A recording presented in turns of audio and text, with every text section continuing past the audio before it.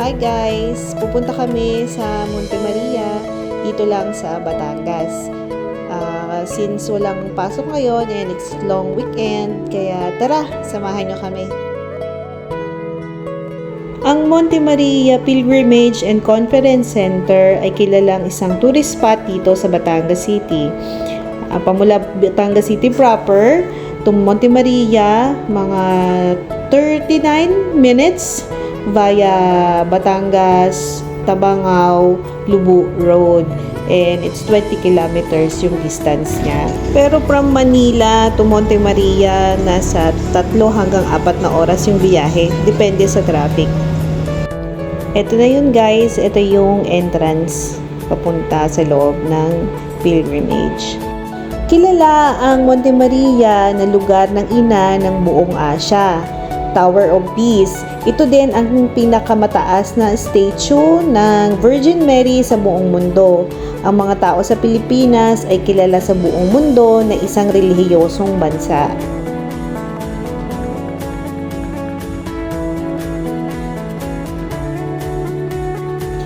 Ang Monte Maria Shrine ay located sa Barangay Pagkilatan sa Batangas City.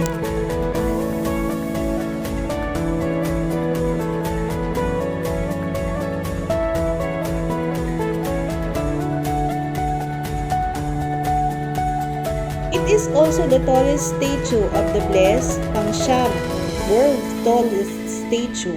Meron siyang 98.15 meters or 322 feet.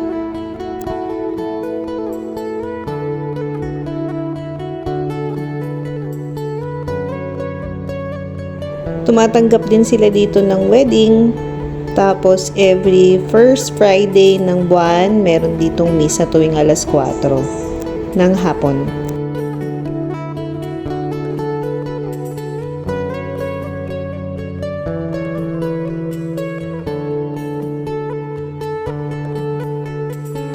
Under construction pa din siya dahil pinapalaki nila yung area.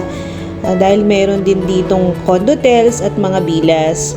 Project ng residential tourism.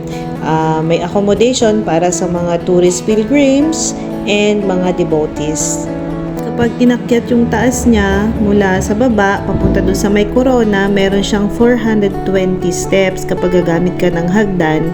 Pero kapag gusto mo naman mabilis, meron din silang elevator. Meron ditong 2 chapel, tapos meron ding restaurant, yung Cenacle, and meron din silang event center. Madami din pumupunta ditong tourist kasi nga maganda yung lugar. Nandito siya sa summit. Tapos makikita mo dyan overlooking, makikita yung view ng buong Batangas. Kaya mag-i-exit na kami. Pababa na siya. Magpababa, kita-kita yung view. Yung papuntang Mindoro. Tapos yung papuntang Lubo. Itong road na to, papunta na siya ng Lubo. Ang ganda-ganda ng lugar, tapos bawat lugar na pinupuntahan natin, marami tayong natututunan. Tapos yung masaya kasi kasama yung buong pamilya. Hanggang dito na lang po muna tayo guys. Maraming salamat po sa pagsama. Hanggang sa uulitin. Bye-bye!